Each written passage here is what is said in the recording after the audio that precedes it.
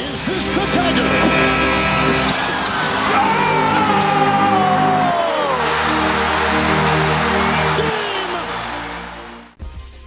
G'day guys, JB here. Only a short turnaround, but it is time for another weekly review, this one to the 22nd of March for the 23-24 NBA season. And there is a fair bit unfolding. Of course, we had some absolute monster plays during the previous week, but we've had some very interesting results. We're starting to see some particular playoff matchups start to shape, and with a little bit of the interconference play, we're also seeing comparisons, particularly between seeds, and just how would you look in the other conference? Is that a good gauge for your own conference? And in turn, is it a decent comparison for you on the road to the championship? So we'll get into that a little bit. This one's slowly, these ones are slowly getting a bit more brief, and I've just sort of found a niche way to be able to cover a lot of these teams. Not having to go into great depth towards the end of the season for some teams is a lot easier. Other sides, there might be a couple of extra words, but can be reasonably brief as we're seeing things unfold. As a precursor, I know that I was going to do a best outlook for a lot of teams that are sort of stuck in the same sort of area of their conference. Going to likely finish between 3rd and 7th or 3rd and 8th, depending on fixture. I will be looking at doing those during the week. And wanting to get those more in depth, particularly when we look at the fact that most teams now have played 70 games and there's 3 weeks left. So it's going to be a really interesting look at those when we get to them. But without further ado, let's get into it. Let's get into my weekly review through to the 22nd of March for the 23-24 NBA season, starting with Atlanta. 1-2 on the week. They're now 30-39 on the season with a key win against the Clippers.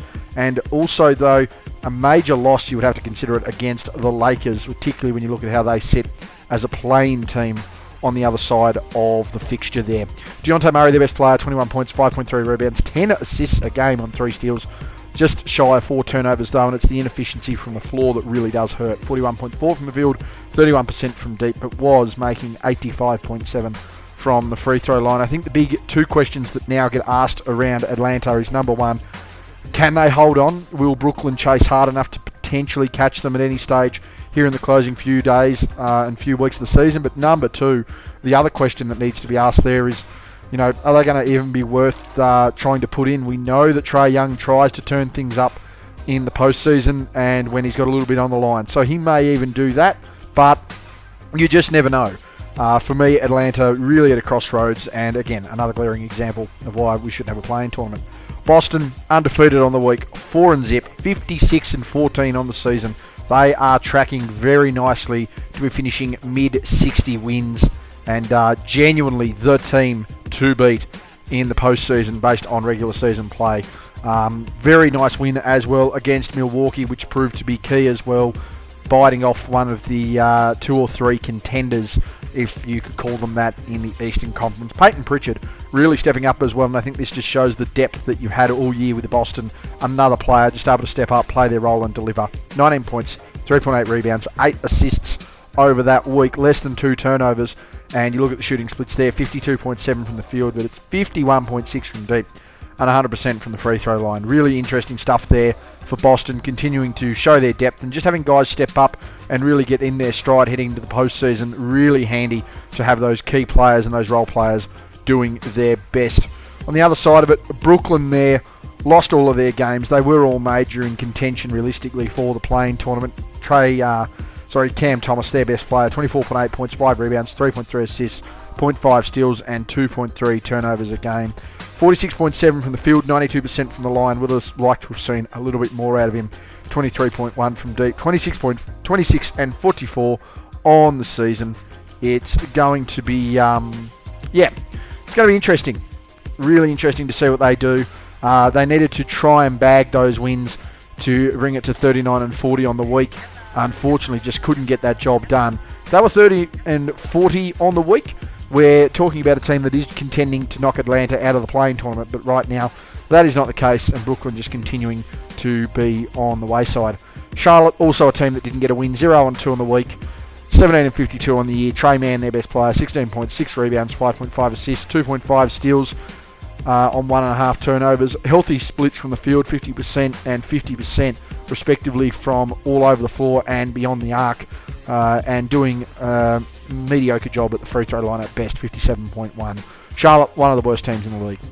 Chicago, though, they're still trying to push for 500 and make a case that they could very well on their day upset a team or two in the play-in tournament. 2-1 on the week, 34-36. Major loss though to Houston, who themselves are trying to fight for a play-in spot over in the West. Ao Desunmu had a really nice week, and yeah, he's really stepped up. Another player who's just showing most improved tendencies and showing why Chicago can still be a team to be reckoned with potentially in the future if they can get things moving there. 30.7 points, 2 rebounds, 7 assists a game, 1.7 steals on less than 2 turnovers, and it's those shooting splits, 63.2 from the field, 57.9 from deep, and 100% from the free throw line. Chicago still looking to make that push, as I said, late in the season for 500. I don't know whether they will. They have this thing, Chicago, where they just can't get some consistent weeks of basketball together. If they could, we'd be looking at how they were in 21-22. But instead, we're looking at the same rebooted version of 22-23 with stars that are aging and one particular leader just not wanting to be on the team at all. But Chicago, they're trying to get to 500. Cleveland, 1-3 on the week. They have taken a hit, 43-27. Of course, Donovan Mitchell now not in contention for all NBA honours. And he's been a major out for them. Key win against Indiana was nice, but you can't lose out to Miami and Minnesota as well. Number 1, a contender in the West. Number 2, one of your leading matchup issues there when we talk about it in the East as well. Chris LeVert, their best player over that period, 19 points, 9 assists, 5.3 rebounds, 1.8 steals and 1 block, 46.3 from the field. Passable for that man there.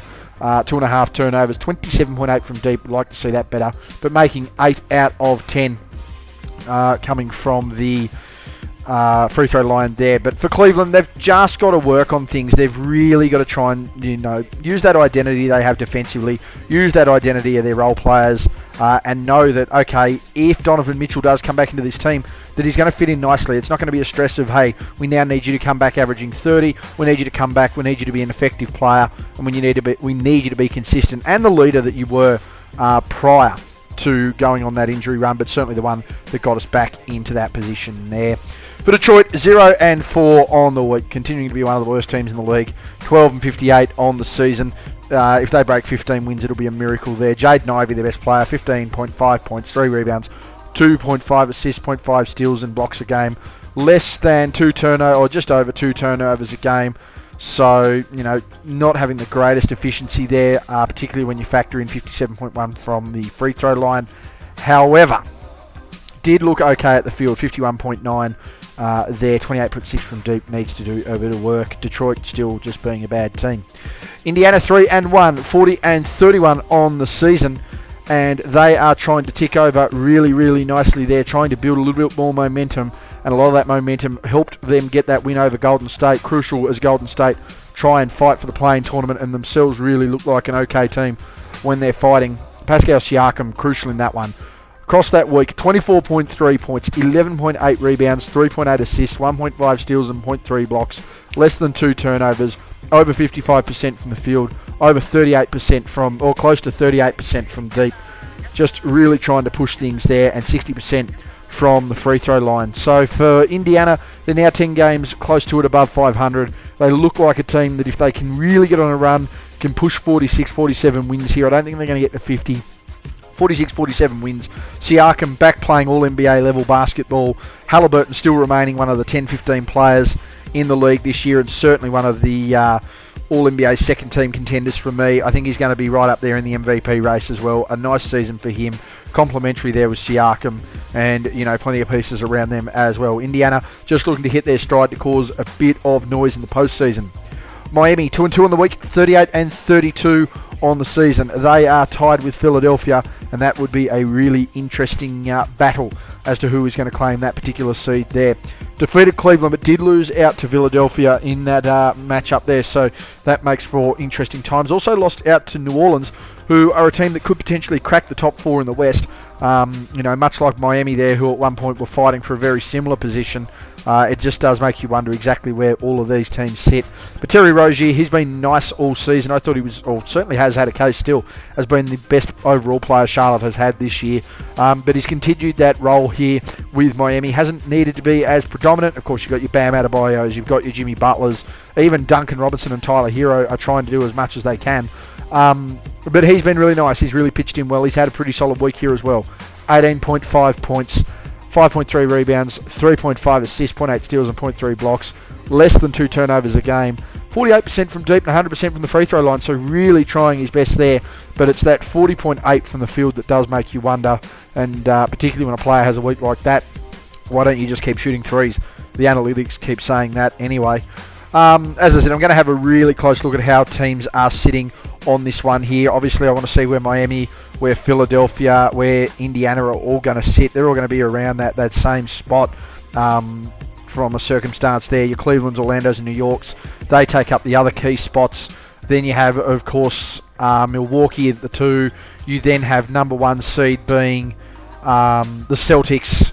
Then you're going to have Chicago and Atlanta, and I think they're going to make up your 10 overall, and they've been that way pretty much for most of the season. But I'm going to be keen to do some projections on just how I think everyone's going to mix and match and exactly what's going to be the makeup, beginning and end exactly of this conference here. But Miami, a really nice run and a good inclusion there with Rozier. Milwaukee, 2-1 on the week, 45-25 on the season.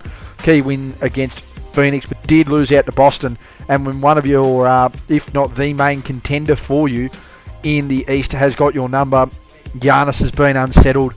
Lillard's been getting there, but okay. It's going to be a tough one here for Milwaukee. I don't see them getting much further than the conference finals.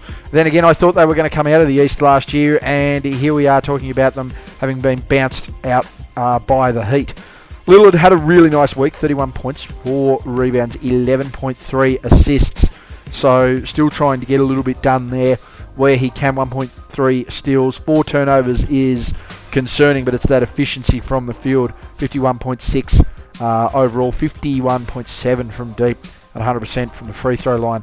Milwaukee need to get things right in this last 3 weeks. They need to set a tone, they need to set the standard, and they need to put at least some concern into the minds of the Boston Celtics that, hey, we might get the win, but we're going to have to fight for it. We're going to have to really push and shove and get through to the finals, because if Milwaukee just don't show any of that and really seem to be a bit of a walkover, then Boston are going to have absolutely no issue, particularly when the likes of Peyton Pritchard are standing out as their best player on that one. Hauser as well being really useful.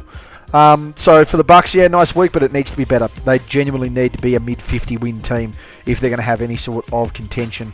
For the Knicks, they're 41-28. They sit around the same mark as the team I will speak about afterwards there. Their key win, 2-1 on the week. They did defeat Sacramento, but they did lose out to Denver. So you're playing with a genuine title contender there, and you've got to match up against those deep playoff teams, there's no doubt about it. Jalen Brunson, a really smooth week. Another guy who's going to be a perennial All-NBA and MVP candidate throughout the year. It'll be very interesting to see how he finishes in those votes. 34 points, 3.7 rebounds, 6 assists, 1.7 steals, and 0.3 blocks. He's really worked nicely. 3 turnovers a game there. 52.6 from the field, 80% from the free throw line, and we're looking at 38.5 from deep. Brunson has shouldered a mammoth load. We still haven't seen much of Damian Lillard. It's just been a really, really interesting time there for New York, and they continue to push. They keep trying to stretch things. For New York, they're going to really try and hope they can finish around that 48 win mark, 49 win mark. They will be in a really nice battle there with Indiana in that circumstance. But if Jalen Brunson's going to be balling out, you're going to see some really interesting nods. Of course, we talk about him balling out, but we want to talk about the other side of things as well. And that's the fact that they will be running into someone, particularly when you look at them like an Orlando Magic, who themselves went 3-0 this week and have had a really big run of it so far. 42-28, key win as well, getting that victory over New Orleans, and Banchero just continues to be the man on this team. Not putting up massive numbers, but you can't underestimate the impact this man has had on this team and the impact that has had overall on this Eastern Conference. Really big work there. 20.7 points, 5.7 rebounds, 7 assists, 0.7 steals, 0.3 blocks on 2 turnovers. Massively efficient from the field, 63.4% overall, 50% from deep, and 35.7 from the free throw line. It's just a matter of time for Orlando, really. Another 2 years, and we're going to be talking about them as a genuine number one seed, I feel. If they can keep things together, if they can keep people in place, if they can just continue to get things done, then there's no reason they can't continue to contend. Now, how they look in the postseason this year is going to be really interesting. Of course, Franz Wagner being a really key player, but someone like a Jonathan Isaac is massive defensively for them. And has been for quite some time. He's really coming back into his position there. So if you're going to have that level of backup, going with your Bancheros, going with your Wagners, and as a team and a unit, you're really starting to combine and get things done.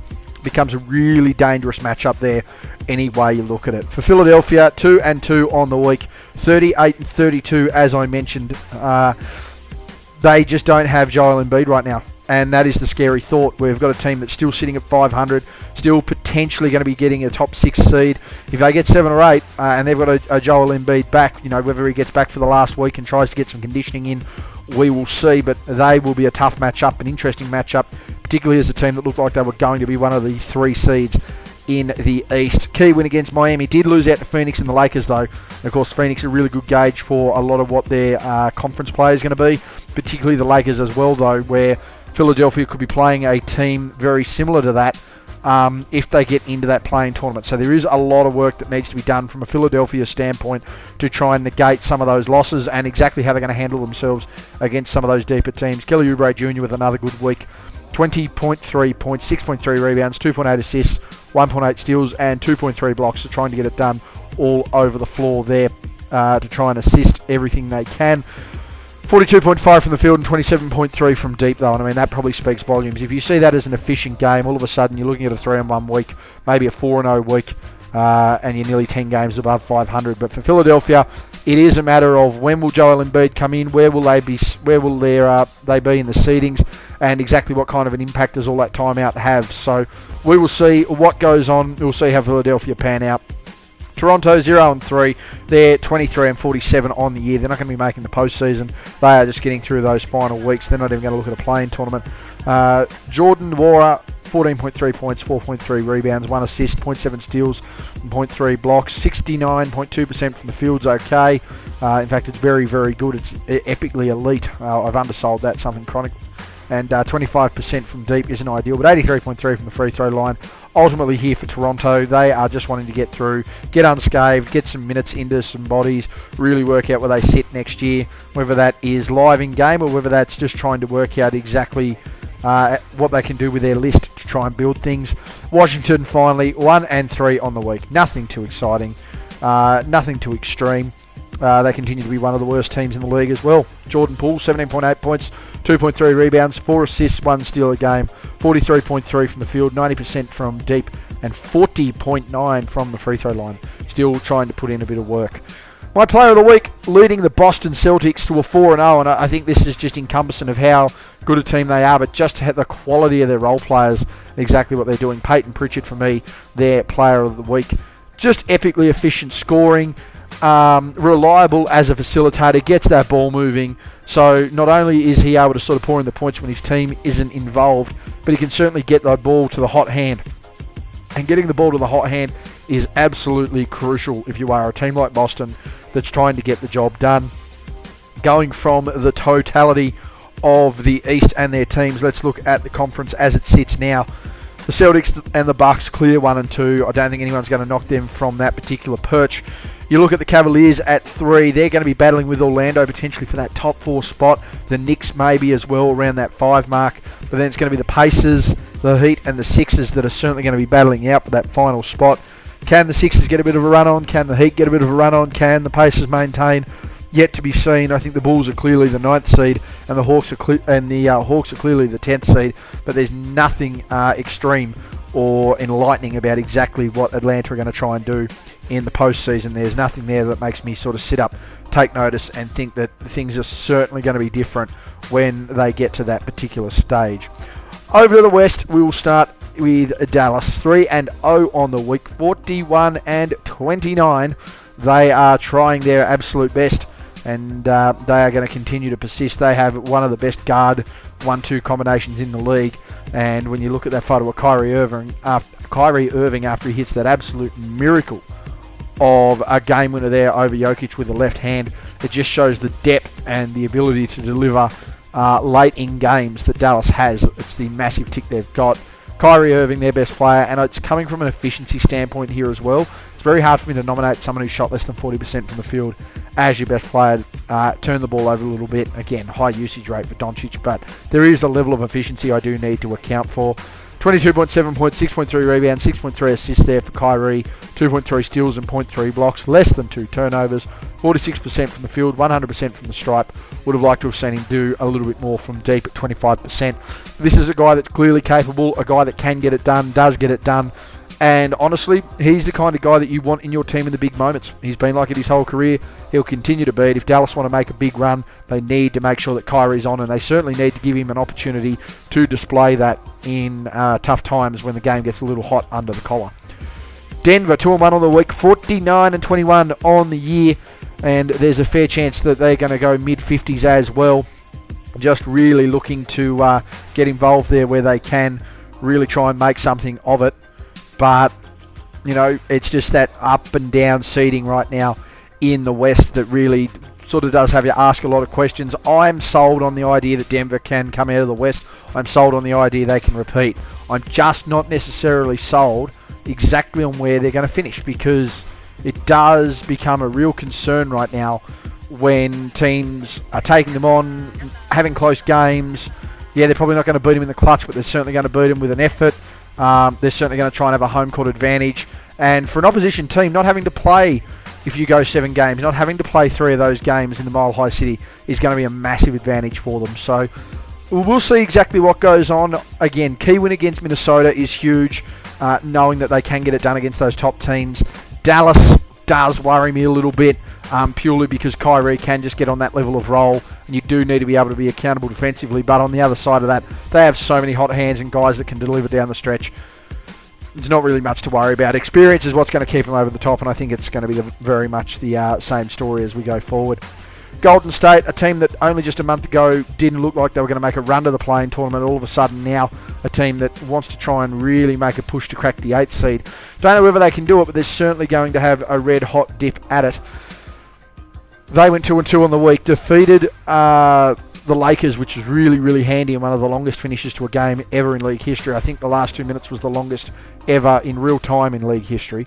But did lose out to New York and Indiana, which does make me worry that, yeah, you are beating teams at a playing level, but you're also struggling against teams at a genuine playoff level who do have really nice guard outlays, who really have some solid forwards and guys that can play their role as well. Klay Thompson was their best player, 21 points, 2.5 rebounds, 3.8 assists, 1 steal, 0.3 blocks on less than 1 turnover a game. Just a touch under 48% from the field, a touch under 44% from deep, and 100% from the free throw line. Klay has really relished that bench role. It's something you want to see him keep doing going forward. Houston, 3-0 on the week. They are now back to just 1 game under 500, and at the time of recording have broke 500, and are a team that's going to try and fight to get into the play-in tournament. And you would think, considering they lost their best player in Şengün, that they were just going to try and pack things up. But right now, they're going to really test the waters, see where they're at, and really give themselves a gauge. Nice wins there against Cleveland and Chicago. And Jalen Green, the guy that they talked about trading before the All-Star break, had an absolute monster run so far in those 3 games. 31.3 points, 8.3 rebounds, 3.3 assists, and 1 steal, 1.3 blocks. So still trying to get things done, still looking to push forward there. 49.2 from the field, 44.1 from deep, 73.9 from the free throw line. The question really is for Houston is how far are they wanting to push this? How far do they want to try? If it gets to a point where they can't make it, yeah, I can see them shutting things down. But right now, when you're really starting to compete and when you're starting to look like a team that genuinely can force a play-in tournament, you know, that's really exciting if you're a Houston fan, particularly myself. But it's also exciting for Şengün, knowing what sort of parts he has to work with next year. Good start for Houston, really trying to push through to close out the season. The Clippers, 2-1 on the week, 44-25. They did suffer that loss to Atlanta, though, which cost them that 3-0 run. Paul George, their best player, 28 points, 5.3 rebounds, 2.7 assists, 2.7 steals and 1.3 blocks. This is the Paul George that only 5 seasons ago had a genuine case as the MVP of the league, as the best player in the competition, doing a lot of nice stuff there.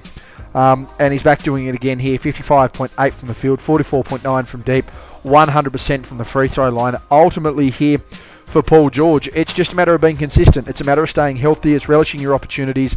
Has taken a bit of a backseat to the season Kawhi Leonard's had. The fact that James Harden's entered the team. All of those things, having a really, really nice season. Really trying to push for all NBA selection. I don't know whether he's going to get there, but really nice stuff there by Paul George. Another solid weekend. A big reason for me why, when you're going to talk about him as a player, I think you do have to utter him in the same sentence of the likes of a Tracy McGrady. That's the kind of player he is. I've got no doubt about that. He's shown it time and time again. For the Lakers, 2-1 on the week as well. They're now 38-32, which is really scary to think that, they're a playing tournament that's going to be 6-7 games above 500 versus on the other side in the Eastern Conference, we're talking about teams that are just at 500 being in the playing tournament. It's a big reason that, a lot of things need to be reconsidered, that need to be thought about, particularly when it comes to the postseason. You've just got to be considerate of that. LeBron, 28.3 points, 7.7 rebounds, 8.3 assists, 0.3 steals and 0.7 blocks, nearly 5 turnovers, and that's the killer. But effective from the field, 61.5 from there, 46.2 from deep, and 83.3 from the free throw line. The Lakers are a team that may sneak into the first round. I don't see them doing much more than that. It's their level of inconsistency, it's their lack of defense, and it's at times when they're going into a tough matchup, and ultimately it is the fact that they just struggle down the stretch against teams that can get it done down the stretch. If you're not going to go blow for blow there, you're in trouble. A big shout out though quickly to LeBron. I am liking that podcast with JJ Redick. An actual basketball podcast. Give it a chance, give it a listen. For Memphis, 1-3 on the week, 24-47 on the season. They've done nothing really sensational. Managed to scrape over the line thanks to Jaren Jackson Jr. against the Spurs. He had an okay week. 25 points, 4.6 rebounds, 4 assists, 1.3 steals and 1.8 blocks. Was genuinely the Defensive Player of the Year last year. Has still shown spurts, but awfully hard when you've got to contend on the offensive end whilst playing that elite level of defense as well. As I mentioned before, 25 points, 4.6 rebounds, 4 assists, 1.3 steals, 1.8 blocks. It's nearly 4 turnovers a game. 48.1 from the field for a big needs to be better. 35% from deep if you don't take them too often is okay. 78.9 from the free throw line. Going to be interesting where Memphis look next year, particularly with just how everything is laid out so far competitively in the West. Minnesota, I went the gun early, but I'm going to be here right now. 3-1 on the week, 48-22 on the season. Defeated Cleveland, did lose out to Denver. If they'd have been 4-0, look out. Anthony Edwards just being an absolute specimen. 27.3 points, 9.5 rebounds, 6.5 assists, 1.5 steals on 1.3 blocks. 50% from the field, 45.8 from deep, 76.9 from the free throw line. A tad over 3 turnovers. My God, the dunk against John Collins was done. This man took off just before or around the dotted line on the 45 of the Keyway. Absolutely thumped it down on Collins. One of the best big dunks that we've seen in the league for a very long time.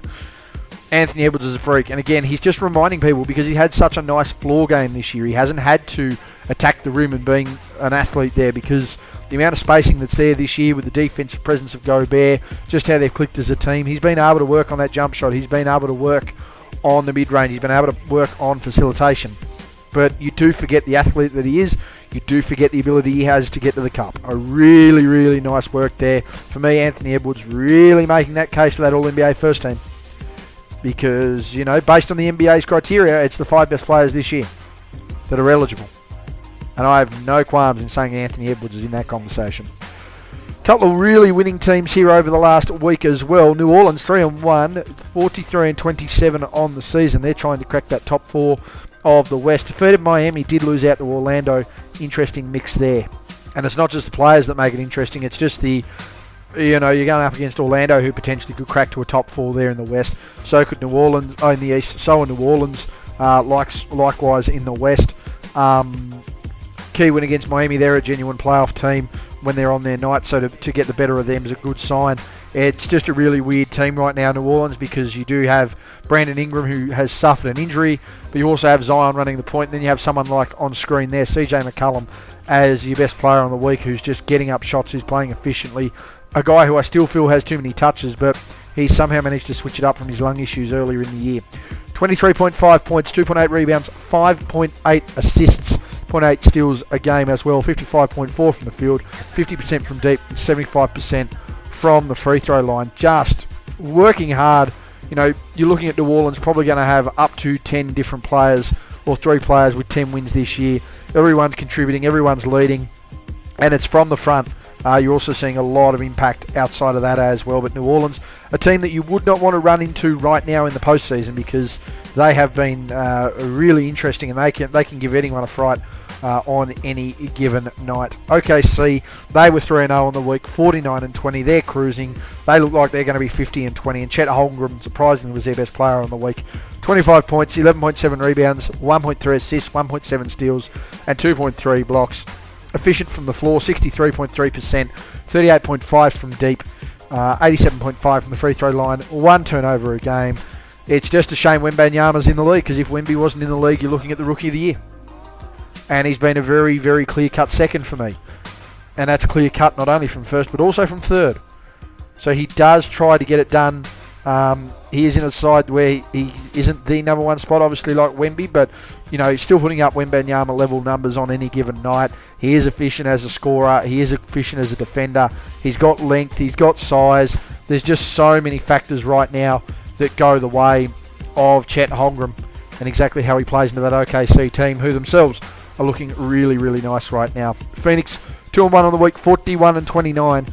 Nice win against Philadelphia. Did lose out to Atlanta. It's hard for me to gauge a team that's currently fluctuating between the 5th seed and the 8th seed, struggling to beat a team that is clear-cut the 10th seed by as many as 10 games below 500, whereas Phoenix themselves are over, 500 by 10 games. So you are really looking at a team, 20-game difference, and on any given night you don't really know who they will and won't be playing against and how they play. So just tough to see. Devin Booker, a really, really nice week for him. 27.3 points, 7.3 rebounds, 6.3 assists, 1.0 steals, 0.3 blocks, less than 2 turnovers. Nice effective shooting splits. It's just for me, for Phoenix, they're so hot and cold, and they have so much talent there. You know, when you look at Devin Booker, when you look at Bradley Beal, when you look at Kevin Durant, when you look at Jusuf Nurkic, a really solid start. Grayson Allen's had a massive year as well. But they just they just have something about them. I don't know what it is. I know they're top heavy offensively, but there's just something about them I don't like, and it's why they're really hard to think about and work out what they're going to do, how they play out, everything of that nature. So Phoenix with a little bit of work to do. Portland didn't win a game all week, 0-4. They're 19-51 on the year. Best player on the week, Anthony Simons, 18 points, 2.8 rebounds, 6 assists, 0.3 steals and 0.3 blocks, 44.1 from the field, 36.4 from deep, 88.9 from the free throw line. Again, another team that's just looking to get through, become unscathed, and really, look forward to next season and hopefully drag a couple of decent senior free agents there to try and steady the ship. For Sacramento, 2-2 on the week. They're 40-29. Lost out to Washington and New York, which certainly is nothing special. When you're looking at things, you really do need to consider the fact that they are a far better team than that shows there. But Domantas Sabonis just continuing to be an absolute beast, still continuing to be that All-NBA second, third team level player. 18.3 points, 15.8 rebounds, 5.8 assists, 0.8 blocks, 0.3 steals, 3.5 turnovers, 51% from the field, 33.3 from deep, 78.6 from the free throw line. And the ultimate question is right now, much like the Kings, the Pelicans, the Mavericks, the Suns, where are all of these teams going to fit? Because you know that your top 4 at this stage is going to be most likely the Clippers, the Nuggets, the Thunder, and the Timberwolves in any given order. So these guys are fighting for that next level. And particularly when you look at it from Sacramento, yeah, you've got that ability to be clear of the play-in tournament. You've also got that ability to not be able to match up going up against the Lakers, which would be really, really sour and really, really interesting. Because Malik Monk can get it done. Keegan Murray can get it done. De'Aaron Fox can get it done. Sabonis can get it done. But can they all be reading from the same book? Can they all write on the same page at the same time? Again, we're talking 11 games above 500, which is really what worries me when you struggle against New York. Yeah, they're about the same. But Washington as well, Kyle Kuzma and Jordan Poole have caused you issues. I know it's the end of the season, but there's still a level that needs to be kept on this one. A massive level that needs to be kept on this one. Spurs 1 and 2 on the week, 15 and 55 on the season. They're going to pretty much remain about that for quite a time now. They might get 20 games under their belt. Again, you need to get rid of some of these young guys who just don't have any integrity, don't have any character, can't seem to play basketball generally. You need to probably cash them out for a couple of veterans who can. By cashing them out for veterans who can, we are going to be talking about a team that is just far better. It's as simple as that.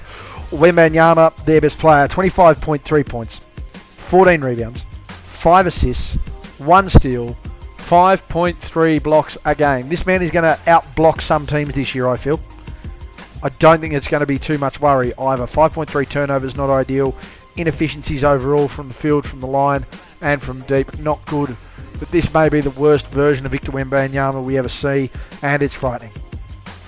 If this team was around 40 wins, we're talking about the Defensive Player of the Year by street. And in that case as well, when you're going to add, it's really, at that stage you start talking MVP, you start talking All-NBA. But it's the fact that they're not winning games, it's the fact they're getting slaughtered, they're not near 500. He's going to struggle. But he's Rookie of the Year. He's definitely all defensive level candidacy. He's definitely going to be an All-NBA level candidate for most times of his career. Just right now, they're not doing much. They're not doing much at all. Utah totally defeated on the week. 0 and 4, 29 and 41. So a team that is arguably as good as Atlanta over here in the West is not going to get anywhere near the play-in tournament. And you can argue they're a deeper roster. Colin Sexton, their best player, 22.8 points, 3 rebounds, 6 assists, 0.8 steals, 3.5 turnovers, 59.1 from the field, 37.5 from deep, 87.5 from the free throw line. Utah were a team that looked like they were going to be 500. They looked like a team that was going to be competitive and really trying to push through, but instead they just sort of floundered away. Unfortunately, couldn't get it done. That is how the cookie crumbles. That is ultimately how the cookie crumbles. But they've got a couple of nice pieces. It'll be interesting to see who free agents are, exactly what they can use as trade pieces, see if they're able to develop anything there. But they've had an okay year.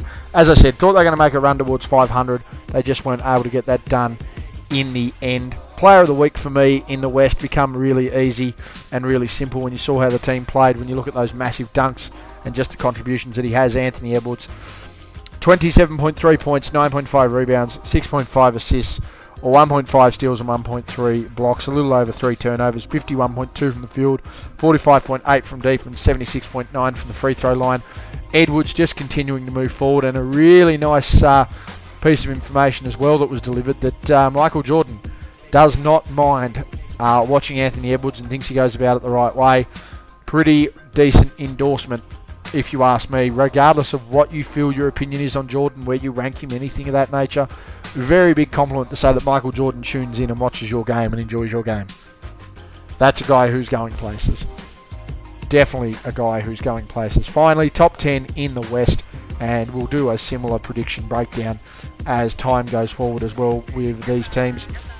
As I mentioned, the Thunder, the Nuggets, the Timberwolves and the Clippers look like they're going to continually be trading backwards and forwards in the conference there for the top 4. Pelicans might try and sneak in. The Mavericks have always been an issue. You sort of don't know what you're going to get with them. They're a team that does look like a top 6 seed when they're on. They also look like a playing team when they're off. But the Pelicans, the Mavericks, along with the Suns and the Kings, who were 7 and 8, they're going to have to be battling as well. I mean, right now, the Suns will be taking on the Kings to a playing game to get the 7th seed. The Lakers and the Warriors to stay in the playing tournament. I think the overall top to bottom there in the West is certainly currently better than the top to bottom in the East. And the competitive levels are very much there. I mean, there's a lot of parity in this league right now, and it's very evident out here in the West as well. New Orleans could still sneak into the top 4 seeds, but the Clippers could also, instead of falling out, could very well be one of the contenders to be the number 1 in the West. You just don't know how it's going to go. It's going to be a really exciting time towards the back end here of this season. Anyway, guys, that's been me. Thank you for tuning in. That has been my review to the 22nd of March for the 23-24 NBA season. I'm out.